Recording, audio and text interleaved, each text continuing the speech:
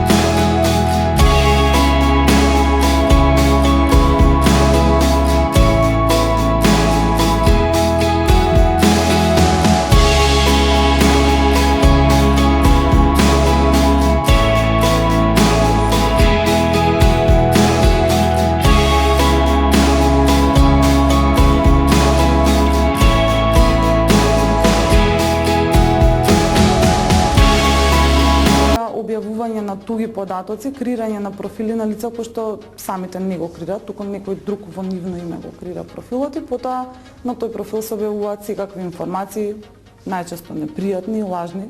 Јас се сретнувам со тоа дека на Facebook мене ми имаат отворено 3 портала, значи 3 Дејана Лиличе има, некој ги отворил и може да стават разни фотографии и се и прашање кој ќе погоди дали е тој вистинскиот човек или вистинската личност. Сопстеникот на Facebook има склучено договор со компании кои може да се рекламираат на него преку корисничките профили на Facebook. Тоа според експертите представува автоматско користење на податоците од корисникот, односно можност за нивна злоупотреба. И што е најстрашно, корисничките податоци од Facebook во секое време се достапни и на ЦИА. Граѓаните треба да бидат свесни дека кога креираат своји портали на веб страни кои што се регистрирани во странство, треба особено да внимаваат и да ги читаат политиките на приватност и истите да ги искористат. Велат, Фејсбукот и блогерајството се местата каде слободно можеш да го искажеш ставот по одредено прашање. Истото може да се стори јавно, пред луѓе, а не пред мониторот. Или веќе заборавивме на јавните дискусии? Снимавме ли зборови од нашиот вокабулар? Ги заменивме ли истите со знаци и символи? Можеби, зашто фејсбукерите веќе не знаат да комуницираат во реалноста, која бара природност и искреност, наспроти лажноста и механиката. Вие сте со Зебра, а ние вечерва зборуваме за современите интернет мрежи за социјализација. Господине Петровски, имавте коментар за она што пред малку го слушнавме? Па да, имам коментар. Ова вака делува Страшно. доста конзервативно искоментирано од Игор.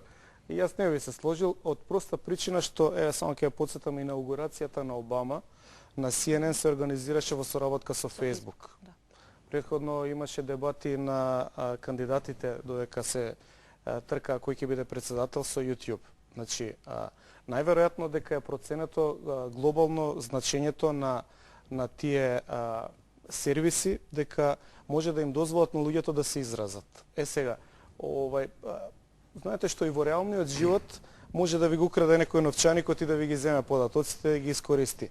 Ако вие имате барем одредена степен на критичко однесување кон тоа што го работите, знаете кај треба да дадете единствен матичен број или каде треба да дадете бројот кредитна картичка.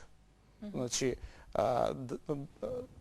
знаете што, Facebook, како да ви кажам, не е нешто што ќе не натера да заборавиме да зборуваме, туку е само еден дел од наредната фаза во еволуцијата. Она што се зборува за компјутерите во иднината или за човекот во иднината е дека најверојатно за 5 до 10 години ќе биде совладана технологија со мислите да се управуваат компјутерите. Значи, тоа е технологија која што не е страна од нас. И има начин како тоа може да се прави. Постојат коли кои што со 6 камери можат да возат без човек. Сега прашање е дали ние сакаме да бидеме во средниот век, кога, што знам, книгите се пишувале рачно и да речеме биле достапни само на 1% луѓе кои што знаеле да читаат, или ќе одиме во наредната фаза на еволуцијата, која што очигледно по смислен план се води и човештвото се дига многу забрзано во последно време на капацитетите кои што човечкиот мозок навистина ги има. Значи, ќе се сложите, секој помалку упатен знае дека 10% од човечкиот мозок се користи. И голема енигма е што ќе биде ако се користи 12%. И дали ќе може со мисли да се поместуваат физички работите. Дел од таа еволуција, која што може би и некој за нас однапред ја смислил, да не подигне на повисоко ниво, не само технолошко, туку и веројатно на едно посупериорно битие, ако сакате поблиску до Господ, може би е токму ова. Така што овие дебати веројатно секогаш ќе имаат конзервативни напади, но од друга страна, да се вратам на тоа што професорот го спомна, телевизијата е таа што пере мозок. Знаете, не може сега да ни одговори никој од другата страна кога не гледа. Може да се нервира, може да не одобрува, меѓутоа тоа станува негова може да стане негова фрустрација. На Facebook може да каже што сака. Јас можам да ја ставам оваа емисија таму да дебатираме и практично тоа е она предноста на вебот 2.0, што веќе секој поединец може да каже што сака. И предноста на Facebook е што за прв пат во однос на претходните варијанти на да речеме која беше со блоговите, која беше еднострана комуникација, што веднаш можеш да вратиш одговор. А оставете ја вие Македонија или Скопје, ние сме една мала паланка. Замислете еден континент Европа, или замислете Русија со 12 часовни зони, или замислете некој што сака од Њујорк да комуницира со пријател во Алјаска. Како ќе комуницирам, како ќе се видам на кафе или на пијачка.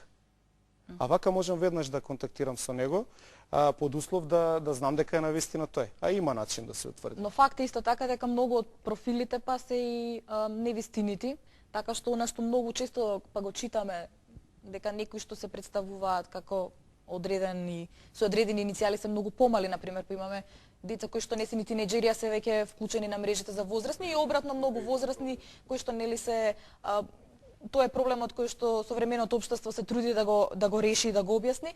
Оно што сакав да ве прашам е, кога се пријавувате на Facebook, има еден дел кој што се вика Terms and Conditions, тоа што и господјата го спомна во прилогот, нели условите на приватност. Колку мислите дека луѓето ги читаат тие услови, бидејќи таму може да се сретнат оној тип, така да кажам, на цаки во кој што основачот вели дека тој не може да гарантира кој, кога и како